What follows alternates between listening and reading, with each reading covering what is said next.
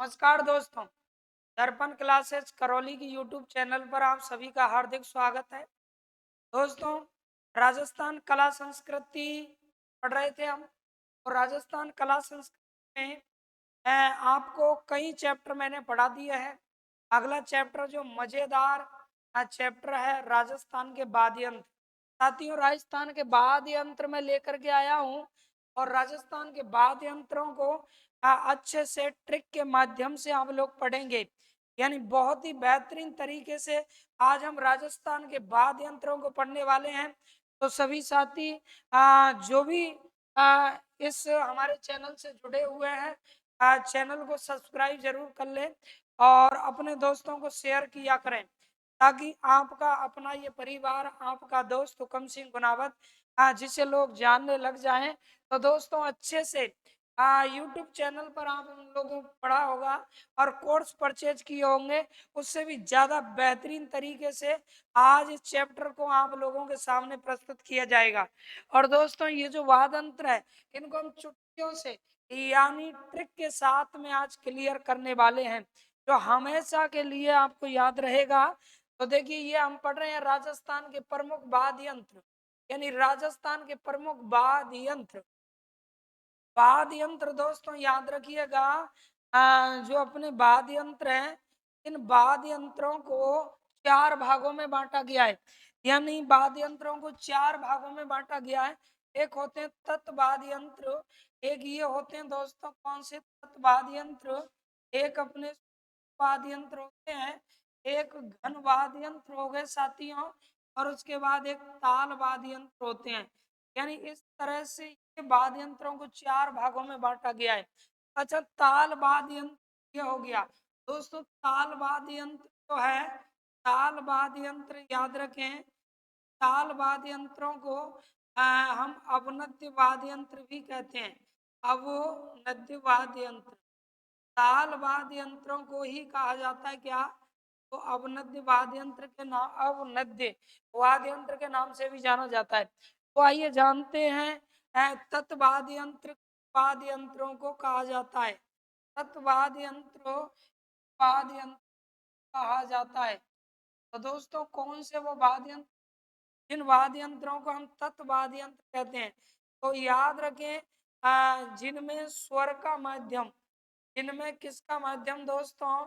स्वर का माध्यम, यानी माध्यम से निकले, जिनमें स्वर का, किसका? स्वर का, यानी स्वर कह लीजिए या सुर कह लीजिए, बात एक ही है।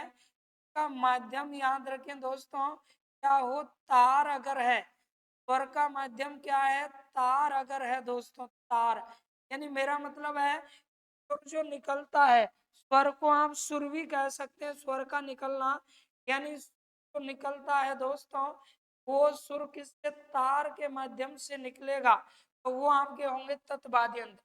ऐसा कभी नहीं कह सकते हम कि तार लगे हुए तत्वाद्य यंत्र होते हैं ना दोस्तों।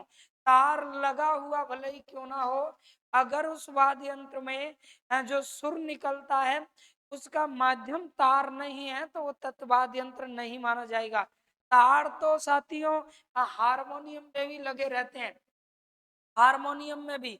लेकिन हारमोनियम को जब हम बजाते हैं, हारमोनियम को जब हम बजाते हैं, तो उसको इस तरह से पंखे को खींचना होता है, यानी वायु के माध्यम से, उसमें हवा के माध्यम से दोस्तों क्या बनता है? सुर बनता है। और वो तत्वाद्य यंत्रों में काउंट नहीं होता है, वो सुशिर वाद्य यंत्रों में काउंट हो जाता है। तो ये देखना, कई बार आपने देखा होगा, बहुत सारे ऐसे वाद्य यंत्र हैं जिनमें तार लगे होते हैं, लेकिन जो सुर निकलने का माध्यम है, किस वजह से सुर निकलता है, वो अगर तारों के माध्यम से सुर निकलता है, तो ही वो तत्वाद्य यंत्र की श्रेणी में काउंट होंगे। ये बिल्कुल दिमाग से निकाल दीजिए। कई जगह इस तरह से पढ़ाया गया है, तार लगे हुए वाद्य यंत्र तत्वाद्य यंत्र होते हैं, ऐसा बिल्कुल नहीं है दोस्तों। यानी जो सुर निकलता है, आवाज निकलती है वाद्य यंत्र से, उसका माध्यम अगर तार है, वो तार के कारण निकलती है, तो वो आपका होगा तत्वाद्य यंत्र। सुशिर वाद्य यंत्र की बात कर लीजिए, तो सुशिर वाद्य यंत्र यानी दोस्तों सुर जो होता है, सुर यानी आवाज का माध्यम, याद रखना साथियों, का माध्यम क्या, यदि सुर का माध्यम क्या है तो ये हवा है, यानी वायु के कारण, हवा के कारण, यानी हवा द्वारा दोस्तों, हवा द्वारा, या हम कह सकते हैं वायु द्वारा, या फूंक द्वारा दोस्तों। किसके द्वारा? फूंक, यानी अगर माध्यम है किसका, सुर का, जो भी सुर निकलता है वाद्य यंत्र से, वो यदि फूंक के माध्यम से निकलता है तो दोस्तों वो सुशिर वाद्य यंत्र होगा। लेकिन ऐसा भी नहीं है कि जैसे कि कोई वाद्य यंत्र ऐसा है कि धातु से बना हुआ है, धातु से, तो धातु वाले वाद्य यंत्रों को किस में रखते हैं हम? घन में। पर धातु से बना हुआ भले ही वाद्य यंत्र हो, वो वाद्य यंत्र में अगर सुर निकलने का माध्यम फूंक है, हवा है, तो वो वाद्य यंत्र फिर घन में काउंट होगा। जैसे कि पीतल की बांसुरी जो होती है दोस्तों, पीतल की बांसुरी भले ही वो धातु की होती है, धातु की बनी है, लेकिन उसमें सुर जो निकलता है दोस्तों, वो सुर फूंक मारने पर निकलता है, इसीलिए वो किस में? सुशिर वाद्य यंत्र में आएगा।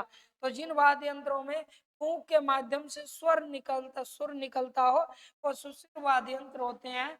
और दोस्तों इन वाद्य यंत्रों में तो होता है, यानी क्या आवाज के लिए का याद रखिएगा माध्यम, सुर का याद रखना मित्रों माध्यम। सुर का माध्यम क्या है?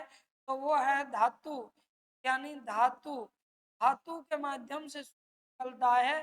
या धातु जो है उसको एक दूसरे पर पीटने से सुर निकलता है।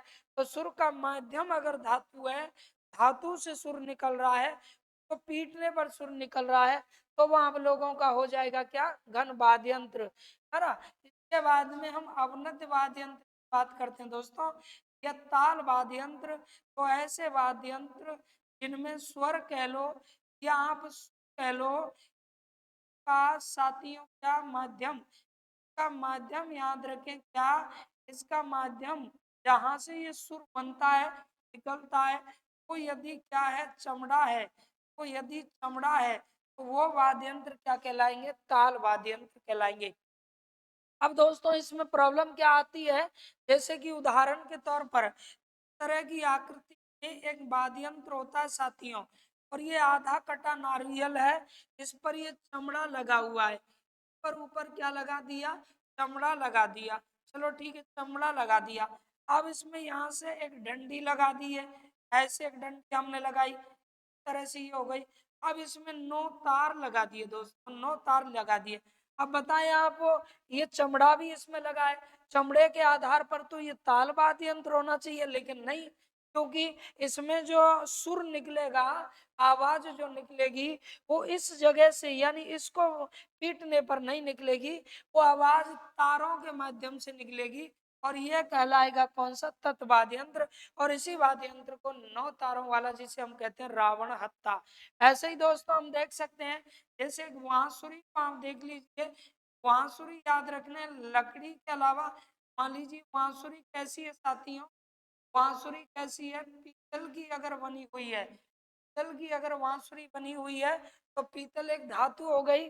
अब धातु वाले को क्या घन वाद्य यंत्र कह दें? ना, नहीं कह सकते हैं घन वाद्य यंत्र। हमें ये देखना होगा कि इसमें से सुर जो निकल रहा है उसका माध्यम क्या है, किस वजह से सुर निकल रहा है। तो दोस्तों सुर निकलता है बांसुरी में से फूंक मारने पर, इसीलिए बांसुरी को किस में काउंट करोगे? तो बांसुरी को सुर वाद्य यंत्र में काउंट करेंगे। इस तरह से आपको याद रखना है। तो सुर का माध्यम यदि क्या है? आवाज निकल, तार है तो तत्वाद्य यंत्र, और आवाज फूंक के माध्यम से निकलती है किसी वाद्य यंत्र से, तो वो सुशिर हो गया। और धातु को पीटने पर आवाज निकलती है दोस्तों, तो वो घन वाद्य यंत्र हो गया। और इसके बाद में चमड़े को, यानी ताल मारने पर आवाज निकले, तो ये हो गया आपका अवनद्य ताल वाद्य यंत्र। तो साथियों इस तरह से ये 4 प्रकार के वाद्य यंत्र होते हैं। तो आप चारों प्रकार के वाद्य यंत्रों का फटाफट से लीजिए स्क्रीनशॉट, फिर बढ़ते हैं आगे।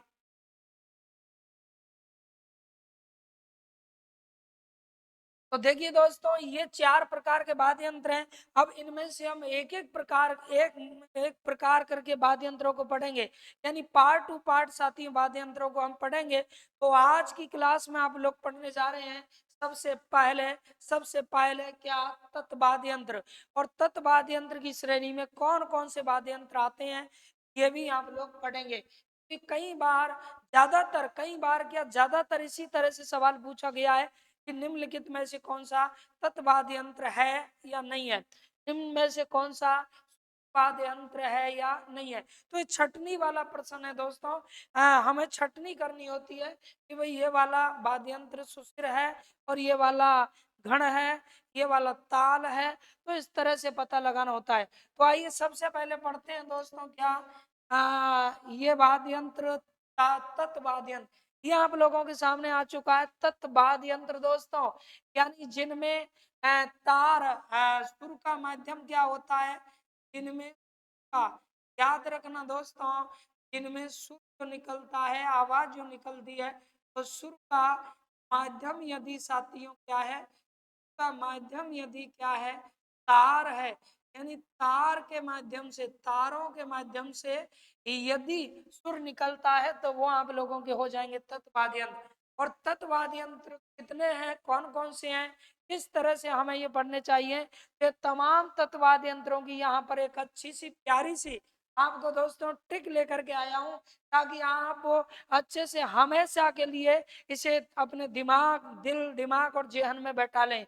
तो ये आपकी ट्रिक है दोस्तों कि भाई रावण सासू का जरा चित से काम करो, भाई रावण सासू का जरा चित से क्या काम करो। कितनी प्यारी सी ट्रिक है दोस्तों, आराम से याद रख सकते हैं। भाई रावण, किसी ने रावण से कहा कि भाई रावण सासू का जरा चित से काम करो। अब रावण को सासू का चित से काम तो क्या करना है, पर अपना तो काम हो लिया, अपना काम हो लिया। क्योंकि हम वाद्य यंत्रों को पढ़ रहे हैं, समस्या यह थी कि तत्वाद्य यंत्रों में कौन कौन से वाद्य यंत्र काउंट होंगे। तो दोस्तों आराम से हम इन्हें देख सकते हैं। तो आप इधर देख रहे हैं, ये वाद्य यंत्रों में एक एक अक्षर से एक एक वाद्य यंत्र फटाफट निकलने वाला है। अब देखेंगे आप, सबसे पहले ये हो गया अपना भय। दोस्तों भय से एक वाद्य यंत्र अपना बना भपंग। याद रखना दोस्तों, भपंग कैसा वाद्य यंत्र है, तो भपंग तत् वाद्य यंत्र आएगा। उसके बाद में साथियों एक हो गई ई, ई से बना अपना इकतारा। दोस्तों इकतारा कैसा वाद्य यंत्र है, तो इकतारा अपना वाद्य यंत्र है तत्वाद्य यंत्र। के बाद में रावण, वहा रावण आ चुके हैं दोस्तों।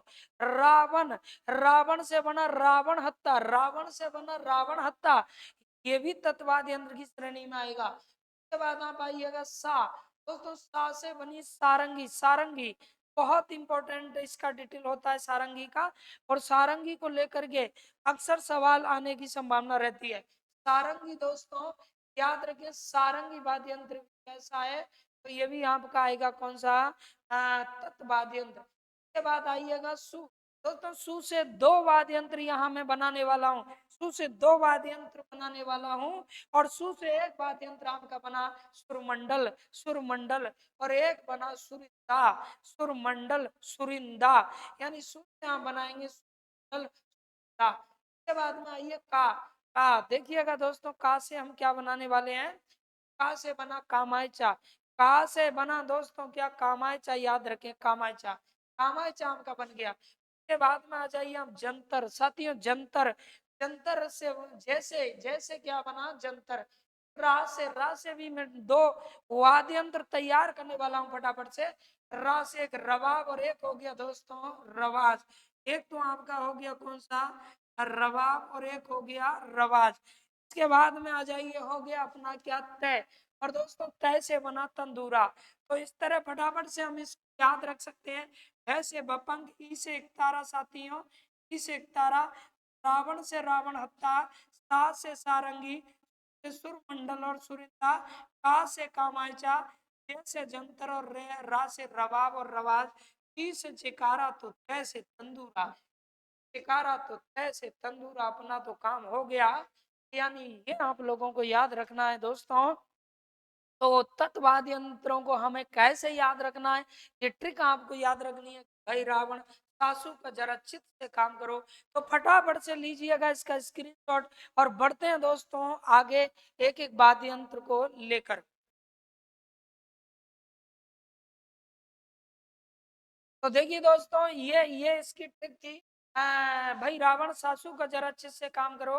अब इसके बाद में हम एक एक वाद्य यंत्र को लेके आगे बढ़ते हैं। जैसे ही इसमें क्रम के अकॉर्डिंग पढ़ेंगे दोस्तों। सबसे पहले आने वाला है भपंग, यानी सबसे पहले ये आ गया आपके सामने भपंग। क्या देखिएगा किस प्रकार का है ये भपंग, कितना खूबसूरत चित्र है भपंग का। ये आपके सामने भपंग है, यानी भपंग हम पढ़ने वाले हैं दोस्तों। भपंग भपंग हम पढ़ने वाले हैं। तो भपंग के विषय में देखिएगा आप, इस तरह से ये डमरू की आकृति में होता है दोस्तों। सबसे पहली बात तो भपंग को आप पढ़ रहे हैं, आकृति की अगर हम बात करें साथियों, आकृति की बात करें तो इसकी आकृति होती है दोस्तों डमरू के समान। किसके समान? डमरू के समान। परीक्षा में पूछा जा सकता है डमरू के समान आकृति वाला वाद्य यंत्र कौन सा है, तो जवाब दे देना भपंग। यानी डमरू के समान आकृति वाला वाद्य यंत्र कौन सा दोस्तों? भपंग। अब देखो इस वाद्य यंत्र की स्थिति क्या है, इसमें ऊपर यह खाल चढ़ी होती है। ये जो आप देख रहे हैं दोस्तों, इस तरह से यहाँ पे ये खाल चढ़ी होती है साथियों। क्या चढ़ी होती है? खाल चढ़ी होती है, याद रखना। पर इस पे खाल चढ़ी होती है और इसमें से यहाँ से एक तार लगाया जाता है, यहाँ से एक तार लगाया जाता है और इसके अंदर अंदर होते हुए वो तार इस तरह दोस्तों निकल करके ये आ गया, इस तरह निकल करके आ गया। कहाँ से? अंदर होके। यानी ये तार जो है आपको दिखाई नहीं दे रहा है और इसके अंदर से ये तार निकल करके यहाँ आ गया साथियों। और ये जो ये है इसमें गुंडी बनी हुई है लकड़ी की, और इसको बाएं हाथ में इस तरह से दोस्तों, बाएं हाथ में इस लकड़ी को यूं पकड़ा जाता है और इसे, ये जो है डमरू की आकृति का यानी भपंग, इसे पैर के नीचे, यहाँ पैर के नीचे दबाया जाता है। ये ऐसे पकड़ा जाता है और फिर दोस्तों इसे क्या किया जाता है? बजाया जाता है। तो याद रखिएगा ये जो वाद्य यंत्र है इसे किस तरह से बजाया जाता है दोस्तों? किस तरह बजाया जाता है, तो इसमें ऊपर खाल से, यानी खाल जो होती है, तो खाल खाल में से, खाल में से एक क्या किया जाता है दोस्तों? खाल में से एक तार की ओर निकाला जाता है और निकाला जाता है दोस्तों। नीचे की ओर क्या किया जाता है? निकाला जाता है। और जो तार नीचे की ओर निकाला जाता है, निकाला जाता है, और उसमें, और उसमें क्या होता है साथियों? और तार में एक लकड़ी, लकड़ी का लकड़ी का दोस्तों क्या, गुटका, गुटका, वह लकड़ी का गुटका बांधा जाता है, याद रखें। लकड़ी का गुटका बांधा जाता है। इस तरह से इसे तैयार किया जाता है, लकड़ी का गुटका बांधा जाता है।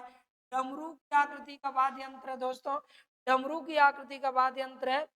तो इस तरह से ये खाल में से ये निकाला इस तार को, लकड़ी का क्या, गुटका।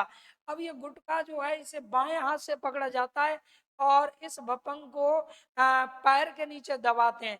यानी भपंग जो है साथियों, भपंग को क्या, गुटका को किस पकड़ते हैं? तो गुटका को कहाँ पकड़ा जाता है? बाएं हाथ, बाएं हाथ से पकड़ा जाता है, बाएं हाथ से पकड़ा जाता है। और भपंग जो होती है दोस्तों, ये पैर के नीचे दबाते हैं। किस? पैर के नीचे, पैर के नीचे दबाते हैं और तब जाकर के इसका वादन किया जाता है। अगले सवाल की ओर आते हैं साथियों, देखिएगा फटाफट से। जिस भपंग की हम बात कर रहे हैं मित्रों, वो याद रखें, जिस भपंग की हम बात कर रहे हैं वो भपंग कहाँ की प्रसिद्ध है, यानी किस क्षेत्र में ये भपंग लोकप्रिय है। तो भपंग जो वाद्य यंत्र है दोस्तों, ये कौन से क्षेत्र में लोकप्रिय है? तो याद रखना ये अलवर क्षेत्र में लोकप्रिय है। इस क्षेत्र में, अलवर क्षेत्र में भपंग क्या है? लोकप्रिय है। अलवर क्षेत्र में लोकप्रिय है दोस्तों, क्षेत्र में, अलवर क्षेत्र में। ठीक है भाई, भपंग कहाँ लोकप्रिय है? तो अलवर क्षेत्र में लोकप्रिय है। क्या? भपंग। दोस्तों भपंग जो है भपंग वाद्य यंत्र के, याद रखें, भपंग के जादूगर किन्हें कहा जाता है? भपंग के, भपंग के साथियों क्या जादूगर कौन कहलाते हैं? जादूगर तेरी जादूगरी। तो भपंग के जादूगर के नाम से किन्हें जाना जाता है? तो दोस्तों वो आपको याद रखने हैं, जहूर खां मेवाती। यानी कौन? जहूर खां, जहूर खां मेवाती। दोस्तों मेवाती जो कि अलवर के हैं, जहूर खां मेवाती, ये माने जाते हैं दोस्तों जादूगर, भपंग के जादूगर। तो ये आप पढ़ रहे हैं तत्वाद यंत्रों में पहला वाद्य यंत्र। एक भी प्रश्न दोस्तों आपका परीक्षा में वाद्य यंत्रों से अगर पूछा जाएगा तो बाहर नहीं जाने वाला है, बिल्कुल कोई भी प्रश्न बाहर नहीं जाएगा। तमाम बिंदुओं की मैं आपके सामने चर्चा करने वाला हूं। तो ये सबसे पहले आपने भपंग के बारे में जाना। भपंग किस तरह का है? डमरू की आकृति का वाद्य यंत्र है, अलवर क्षेत्र में लोकप्रिय है, और जहूर खां मेवाती जिन्हें कहा जाता है भपंग का क्या जादूगर। तो फटाफट से लीजिएगा स्क्रीनशॉट, बनाते रहिएगा अपने निःशुल्क घर बैठे तैयारी कराने के लिए। दर्पण कमिटी, दर्पण क्लासेस करौली दोस्तों, दर्पण क्लासेस करौली ये ऐप और यूट्यूब चैनल आपको सारी सामग्री लेकर के आया है। तो इसी प्रकार से जुड़े रहिए और फटाफट से लीजिए इसका स्क्रीनशॉट। देखिए दोस्तों, इसके बाद में हम ट्रिक के आधार पर ही, तो ट्रिक थी भाई रावण सासू का जरा चित से काम करो भाई। अब भाई आने वाली है ई, और दोस्तों ई से हम वाद्य यंत्र पढ़ने वाले हैं कौन सा? इकतारा। लो जी ये आ गया आपके सामने इकतारा, फटाफट से हो जाइए तैयार। एक तारा है ना, कितना सुंदर है एक तारा दोस्तों। एक तारा याद रखिएगा, ये वाद्य यंत्र आपके सामने आ चुका है एक तारा। दोस्तों एक तारा जो वाद्य यंत्र है, ये भी कैसा वाद्य यंत्र है? तत्वाद्य यंत्र है। तो इसका संबंध की हम बात करें, एक तारा का संबंध किससे है? एक तारा का संबंध किससे है? तो दोस्तों यहाँ आपसे पूछा जाएगा तारा का संबंध किससे है, तो उत्तर देना नारद जी से। किनसे है दोस्तों? नारद जी से। नारद जी से संबंध है किनका? एक तारा का। यानी एक तारा नारद जी का वाद्य यंत्र है। नारद जी इस तरह से कंधे पे रख करके और एक तारा लेके घूमा करते थे भगवान नारद। तो नारद जी का संबंध है किससे? एक तारा से। लेकिन याद रखना दोस्तों, मीराबाई भी कम नहीं है, मीराबाई भी कम नहीं है। यानी मीराबाई का लोकप्रिय किस, किनका दोस्तों? मीराबाई, भक्त श्रोमणी मीराबाई। मेरे तो गिरधर नागर दूसरों ने कोई, और जाके सिर मोर मुकुट मेरो पति सोई। तो मीराबाई का दोस्तों, मीराबाई का प्रिय वाद्य यंत्र यही माना जाता है। मीराबाई का कैसा वाद्य यंत्र? तो प्रिय वाद्य यंत्र माना जाता है ये वाद्य यंत्र कौन? एक तारा। दोस्तों एक तारा जो है, एक तारा में याद रखें, तारों की अगर बात की जाए, तारों की साथियों बात की जाए, तो वैसे नाम से ही पता लग रहा है एक तारा, एक तार होता है।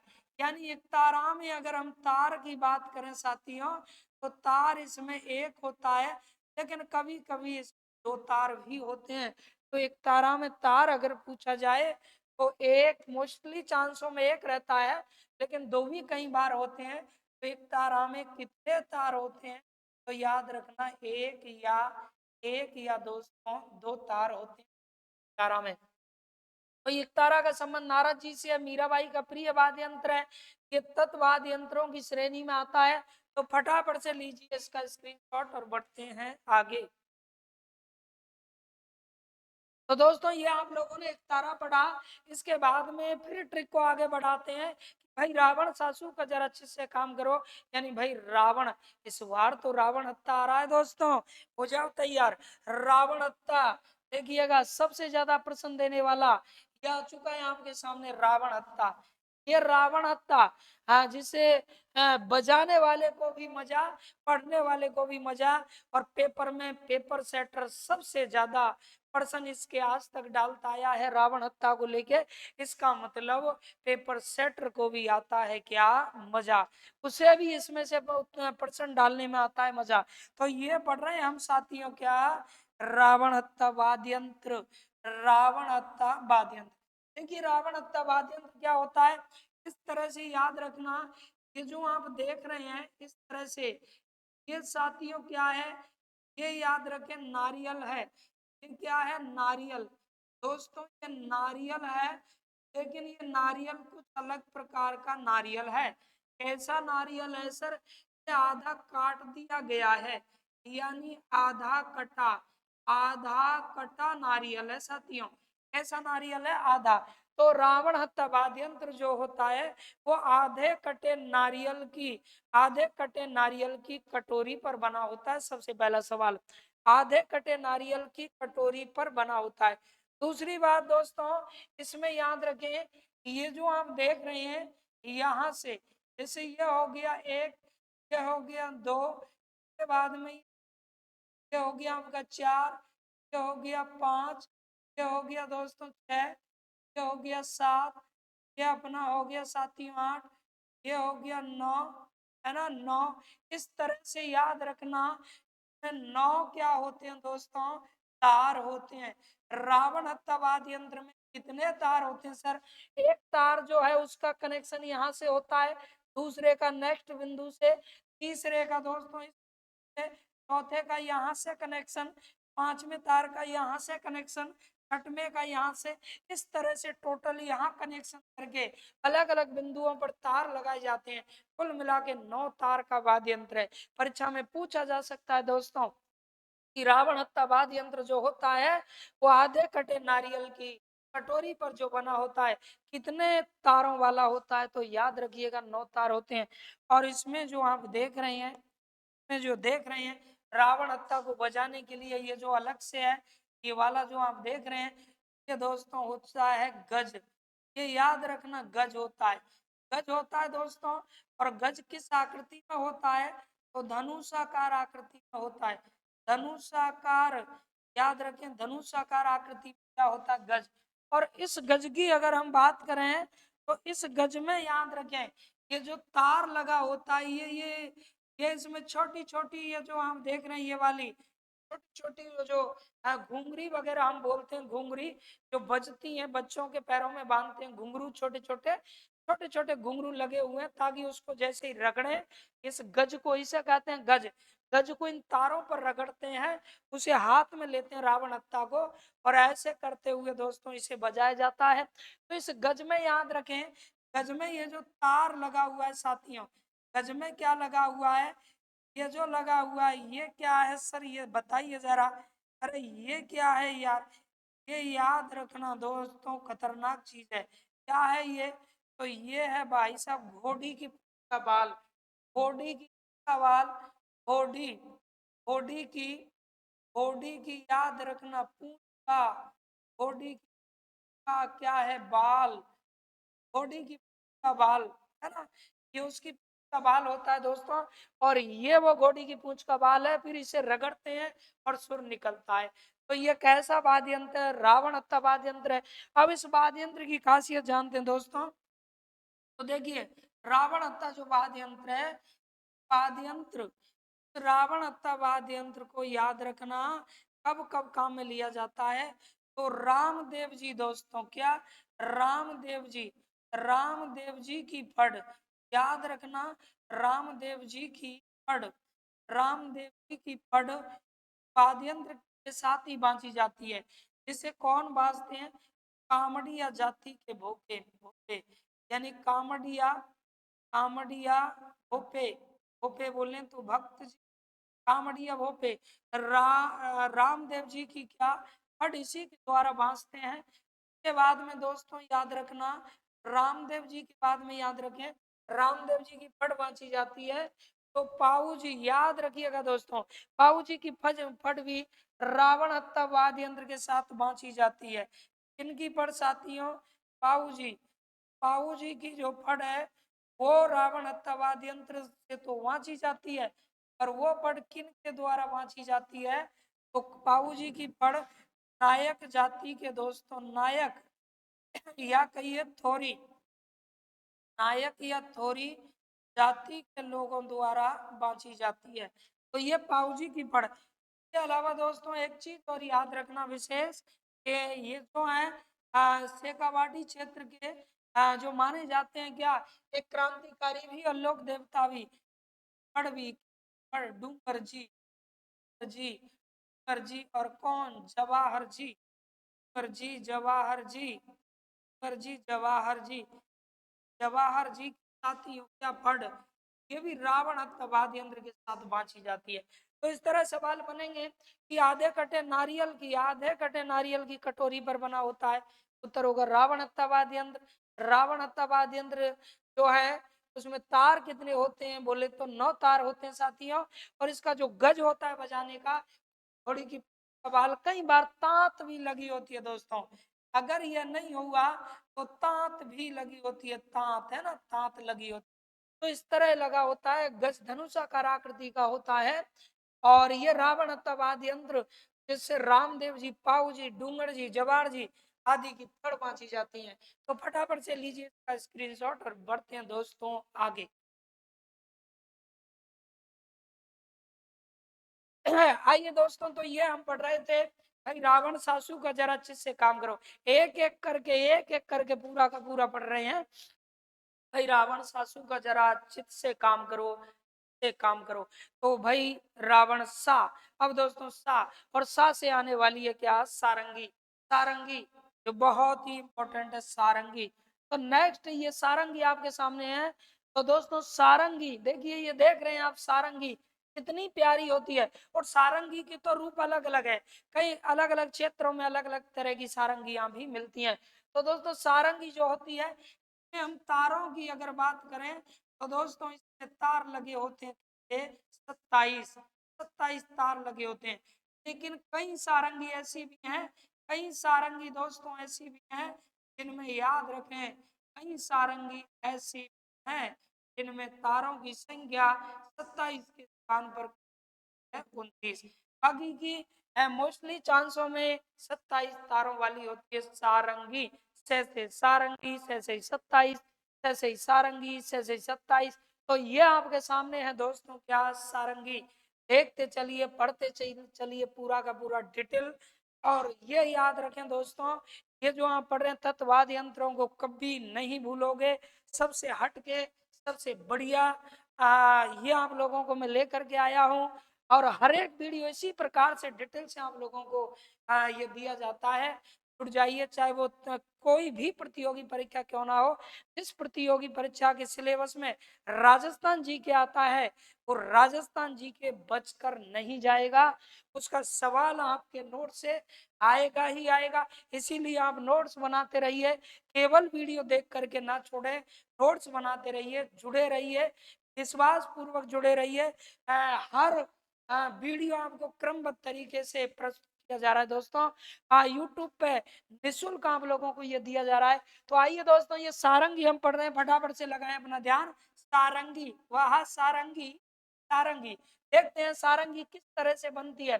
तो दोस्तों सारंगी के विषय में देखो, यह बकरे की आंत, बकरे की दोस्तों क्या आंत, वह कैर की लकड़ी हो सकती है, कैर की, या रोहेडा की हो सकती है, सागवान की हो सकती है, लकड़ी से बनाई जाती है।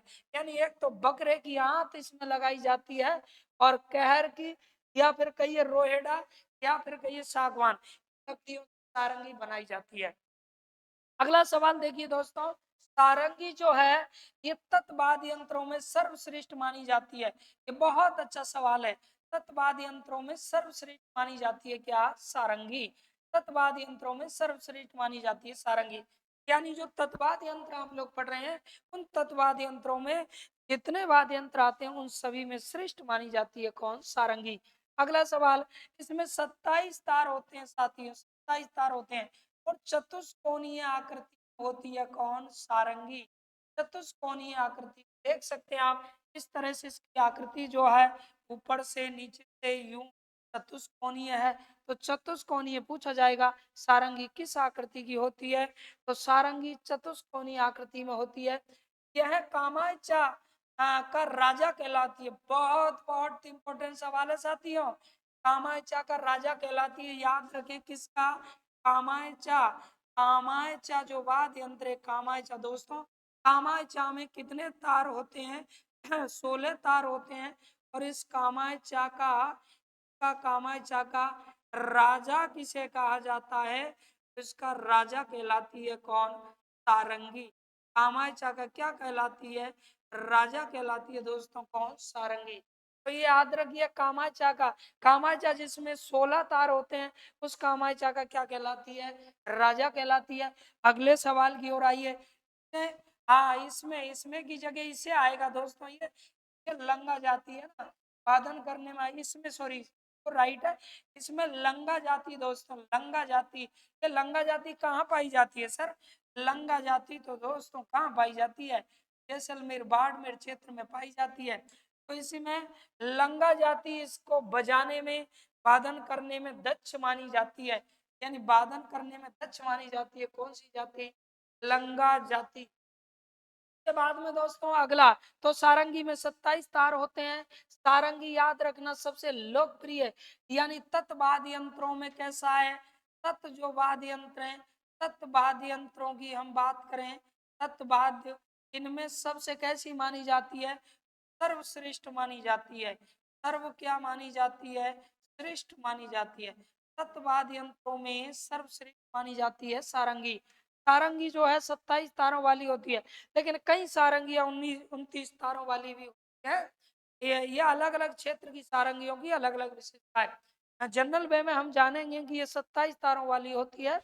उसके बाद में दोस्तों कामायचा का राजा कहलाती है, लंगा जाति का वादन करती है। सारंगी के प्रकारों को जानते हैं साथियों, यानी सारंगी याद रखें कितने प्रकार की होती है।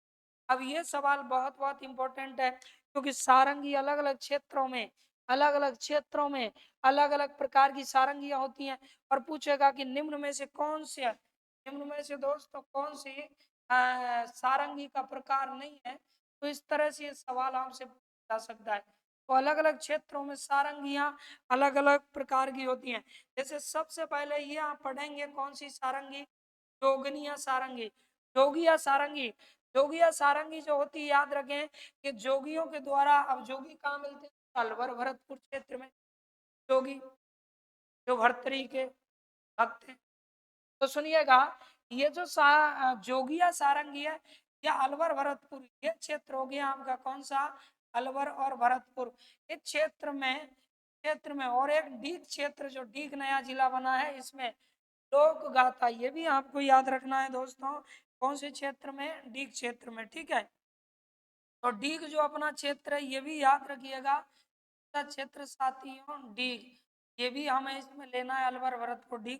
तो इन क्षेत्रों में यानी लोक कथा व भजन गाते समय, लोक कथा और भजन गाते समय सारंगी गाई जाती है। जोगिया। अब जोगिया सारंगी के बाद में देखें, अगली सारंगी की बात करो, अगली सारंगी पे आ जाओ।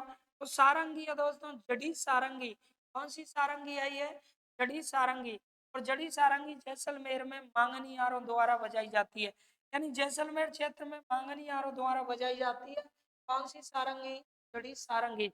इसके बाद में डेढ़ पसली की सारंगी। वाह, डेढ़ पसली, हाँ, डेढ़ पसली की सारंगी दोस्तों, ये सिवाना भीनमाल क्षेत्र में, किस क्षेत्र में? सिवाना और भीनमाल क्षेत्रों में ये सारंगी बजाई जाती है। यानी डेढ़ पसली की सारंगी सिवाना और भीनमाल क्षेत्रों में बजाई जाती है।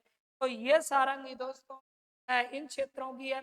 अलाबू सारंगी, अगली सारंगी आप लोग देख रहे हैं कौन? अलाबू। और अलाबू सारंगी की हम बात करें तो अलाबू सारंगी साथियों जैसलमेर के मंजीनिया, मंजीनिया बिल्कुल इंपॉर्टेंट है, रट लीजिएगा मंजीनिया। अलाबू सारंगी बजाते हैं कौन? मंजीनिया कलाकार। तो मंजीनिया कलाकारों द्वारा बजाई जाती है कौन सी सारंगी? अलाबू सारंगी। के बाद में सिंधी सारंगी दोस्तों, और सिंधी सारंगी बाड़मेर, यानी बाड़मेर, बालोतरा, जोधपुर ग्रामीण क्षेत्रों में बजाई जाती है, क्योंकि जोधपुर ग्रामीण अब जिला बन चुका है। इन क्षेत्रों में ये अलाबू सारंगी बजाई जाती है। आपको नए जिलों के अकॉर्डिंग भी हम कला संस्कृति को अपडेट करके पढ़ा रहे हैं दोस्तों। तो ये कला संस्कृति में हम तत्वाद यंत्र पढ़ रहे थे, सारंगी के विषय में आपने जाना है। तो लीजिए फटाफट इसका स्क्रीनशॉट और उसके बाद में बढ़ते हैं आगे।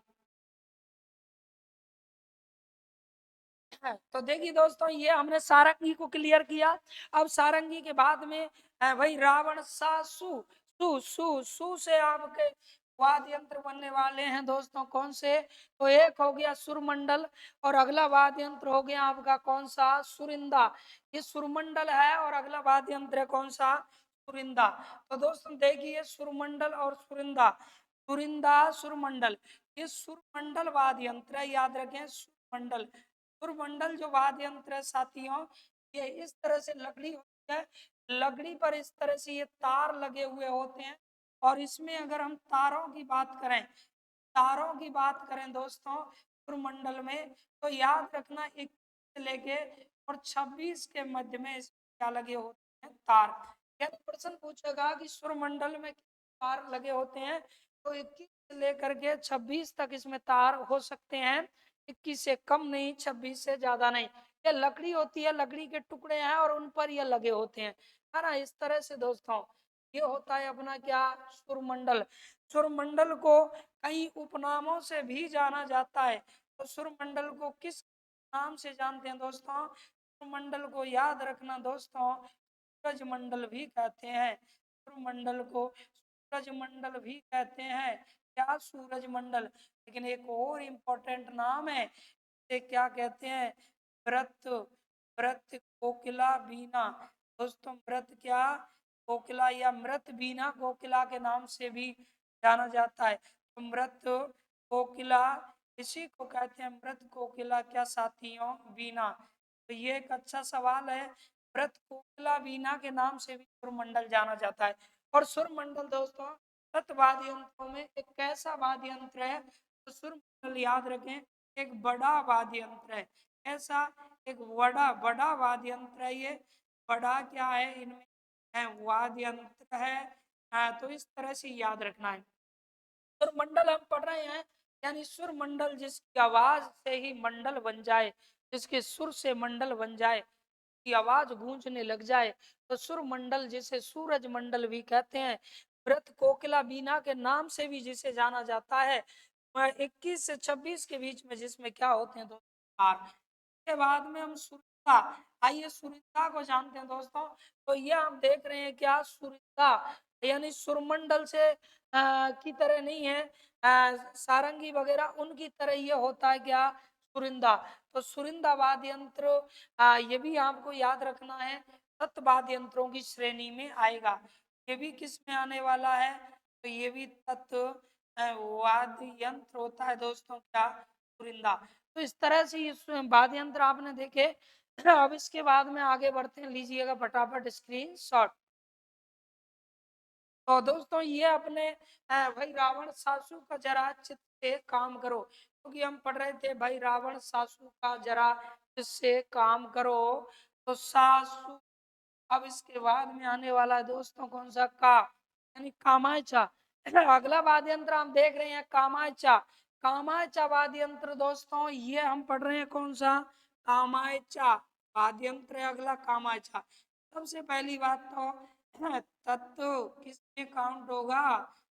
में काउंट होगा तो तत्व वाद्य यंत्र की श्रेणी में काउंट होगा। तत्व तो पढ़ ही रहे हैं, काउंट तो होना ही है।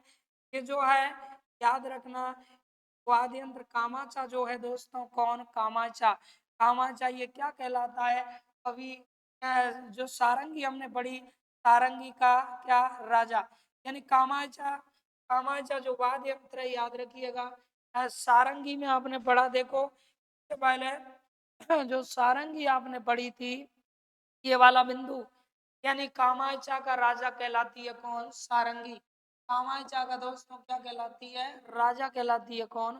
सारंगी। तो याद रखना दोस्तों इसका राजा, यानी इसका इसका क्या? राजा, क्योंकि वो इससे बड़ी होती है, राजा सारंगी को कहा जाता है। किसको कहा जाता है? तो याद रखना दोस्तों सारंगी को सारंगी, सारंगी को कहते हैं, कहते हैं। यानी कामाचा का राजा कहलाती है कौन? सारंगी। दोस्तों कामाचा जो वाद्य यंत्र होता है, अब इसमें आप ये देख रहे होंगे कामाचा में जो तार लगे होते हैं दोस्तों, तार, वो तारों की संख्या होती है कितनी? 16। यानी कामाचा याद रखिए 16 तारों का वाद्य यंत्र होता है, 16 तारों का। और इन 16 तारों के दोस्तों 16 तारों के इसमें क्या बने रहते हैं, यानी 16 तारों के बने रहते हैं। पहले ग्रुप याद रखना 3 तार रहते हैं। पहले ग्रुप में कितने तार रहते हैं दोस्तों? 3 तार रहते हैं। अगला जो ग्रुप होता है में 2, 3, 4, 5, 6, 7, 8 और 9, यानी 9 तार होते हैं। और नेक्स्ट जो ग्रुप होता है में कितने दोस्तों? 4 तार रहते हैं। 1, 2, 3, 4, इस तरह से 16 तारों वाला होता है ये वाद्य यंत्र। अब इसमें जो तारों वाला होता है कितने? 3 तार। ये 3 तार वाला जो ग्रुप है, समूह है, इस समूह को दोस्तों रौंदा कहा जाता है। क्या कहते हैं इसे? रौंदा कहा जाता है। बहुत इंपॉर्टेंट सवाल है। यानी ये जो आप देख रहे हैं 3 तारों वाला ग्रुप है, यहाँ से यहाँ तक साथी आप देखेंगे कि इसमें जो तार आपको दिखाई दे रहे होंगे वो 3 तार हैं। इस तरह यहाँ से एक ये तार है दोस्त, ये आपका एक तार हो गया। इसके बाद में ये आपका दूसरा तार हो गया साथियों। इसके बाद में ये तीसरा तार हो गया। और ये तारों वाला जो एक ग्रुप बना हुआ है, क्या कहा जाता है? ये जो तारों का क्या है? ग्रुप है दोस्तों। क्या कहते हैं? तो कहते हैं साथियों क्या? रौंदा। रौंदा के नाम से जाना जाता है, यानी इसे रौंदा कहते हैं। इसके बाद में याद रखें ये 4 तारों वाला, ये इसके बाद 9 तारों वाला, यहाँ से यहाँ तक साथियों, यहाँ से यहाँ तक का हिस्सा जो आप देख रहे हैं ये वाला, ये जो ग्रुप है वो 9 तार वाला ग्रुप। तार 9 तार है, वो कितने तार वाला था? यानी 3 तार वाला ग्रुप था। ये रौंदा कहते हैं। ये 9 तारों वाला दोस्तों क्या होता है? ग्रुप होता है। 9 तारों वाला ग्रुप होता है। इस ग्रुप को 9 तारों वाला झाड़े कहा जाता है साथियों। झाड़े, है ना? झाड़े। एक मिनट एक मिनट दोस्तों, ये कहा जाता है क्या? ये हो गया। झीले के नाम से जानते हैं। क्या कहते हैं? झीले। और इसके बाद में यहाँ से यहाँ तक जो आप देख रहे हैं ये 4 तारों वाला यहाँ तक का ग्रुप है। यानी ये ग्रुप होता है कितने? 4 तारों वाला ग्रुप होता है दोस्तों। और इसको कहा जाता है क्या? ये झाड़े। इसको कहा जाता है झाड़े। झाड़े, झीले और रौंदा। तो इस तरह से ये ग्रुप होते हैं। ये आपका 9 था, ये हो गया 3 तार वाला, फिर ये हो गया 9 तार वाला, 9 तार वाला, और ये हो गया 4 तार वाला दोस्त। 4 तार वाला को हमने क्या कह दिया? इसे झीले कहा दिया जाता है। झीले। और इसे क्या? इसे झाड़े कह दिया जाता है। इस तरह से ये याद रखनी है। तो सबसे इम्पोर्टेंट है कि जो कामाचा होता है उसके प्रारंभ में एक पार्ट में 3 तार जो लगे होते हैं उसे कहते हैं रौंदे। क्या कहा जाता है? रौंदा। तो इसका प्रथम ग्रुप क्या कहलाता है दोस्तों? प्रथम ग्रुप अगर हम बात करें, ये इम्पोर्टेंट है, तो उसे किस नाम से जानते हैं? प्रथम ग्रुप को कहा जाता है रौंदा। क्या कहा जाता है मेरे दोस्तों? रौंदा। इस नाम से इसे जाना जाता है। तो यह आपने कामाचा के विषय में पढ़ा। कामाचा याद रखें। तो इसके बाद में हम नेक्स्ट आगे पढ़ेंगे। फटाफट लीजिए स्क्रीनशॉट और बढ़िए आगे। देखिए दोस्तों, इसके बाद में और वाद्य यंत्रों की हम बात करें तो आगे आएगा जंतर। यानी हम पढ़ रहे थे भाई रावण सासू का जरा अच्छे से काम करो। ये इस तरह जंतर होता है दोस्तों। कौन सा वाद्य यंत्र? जंतर। जंतर याद रखना, इसमें 14 पर्दा लगे होते हैं। इस तरह से कितने? इस तरह से पर्दा लगे होते हैं और 14 पर्दा होते हैं दोस्तों। 14 क्या होते हैं? पर्दा। पूछा जाए कि कितने पर्दा लगे होते हैं? 14 पर्दा लगे होते हैं। यानी जंतर जो वाद्य यंत्र दोस्तों, कौन? जंतर। जंतर वाद्य यंत्र को बीना का प्रारंभिक रूप कहा जाता है।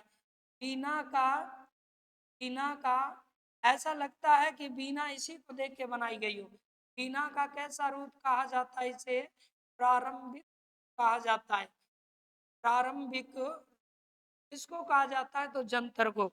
अब जंतर जो दोस्तों वाद्य यंत्र है, याद रखना कि जंतर वाद्य यंत्र देवनारायण जी की, किन दोस्तों?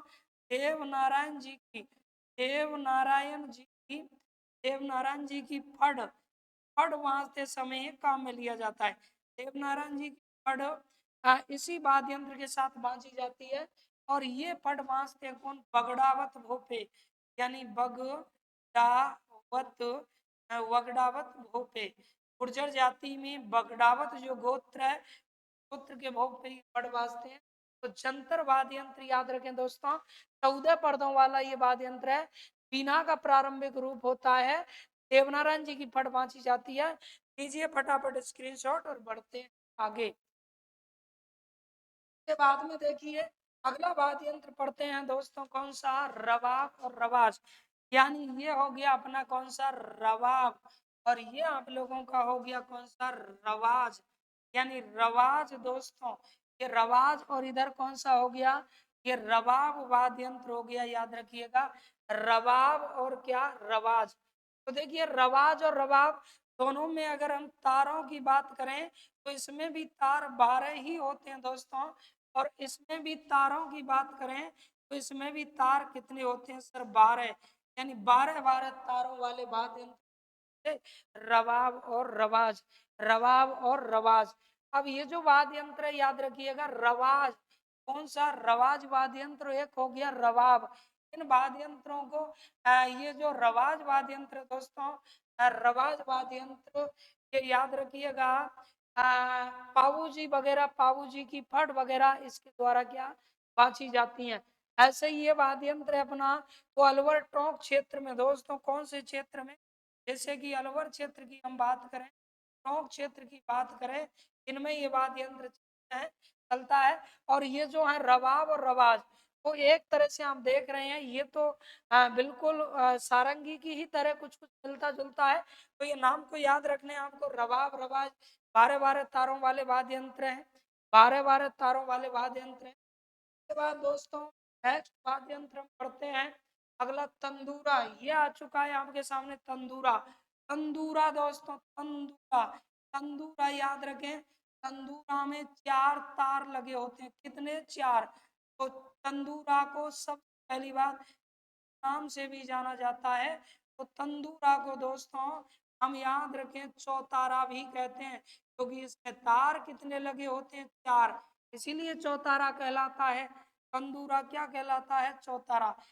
तार कितने लगे होते हैं? 4, तो कहलाता है क्या? चौतारा।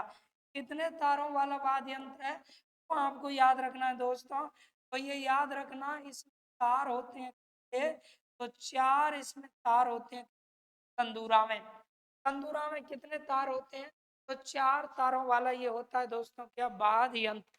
आइए इसके बाद में फटाफट से देखते चलिए और आगे बढ़ते हैं। नेक्स्ट दुकाको दोस्तों, दुकाको जो कि आपकी ट्रिक में नहीं था, दुकाको कहते हैं दुकाको। तो दीपावली के अवसर पर इसका वादन होता है। यानी दिवाली जो होती है, दिवाली, दिवाली पर भीलों द्वारा दोस्तों, इनके द्वारा भीलों द्वारा वादन इसका किया जाता है। भीलों द्वारा वादन होता है। तो यह है दोस्तों कौन सा? दुकाको। ये वाद्य यंत्र है। अब ये आप लोगों ने वाद्य यंत्र पढ़े थे साथियों, दुका को। और आगे देखिएगा नेक्स्ट, तो आज हमने ये वाद्य यंत्र पढ़े हैं दोस्तों। और ये जो वाद्य यंत्र आप लोगों ने क्लियर किया है, एक एक अच्छे से इनको पढ़िएगा, एक एक को ट्रिक के आधार पर पढ़िएगा। इसी प्रकार से हम आपको तत्वाद्य यंत्र जो लेकर के आए ट्रिक के द्वारा, अगले वाद्य यंत्र इसी प्रकार से मैं आपको लेकर के आऊंगा। तो दोस्तों आप देख रहे हैं दर्पण क्लासेस करौली चैनल, और मैं हूं आपका दोस्त हुकम सिंह गुनावत।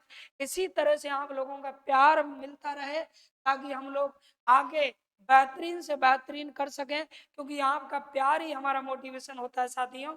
तो मिलते हैं इसके बाद में नेक्स्ट अगले वाद्य यंत्रों को लेकर के। तब तक के लिए नमस्कार, जय हिंद, जय भारत साथियों।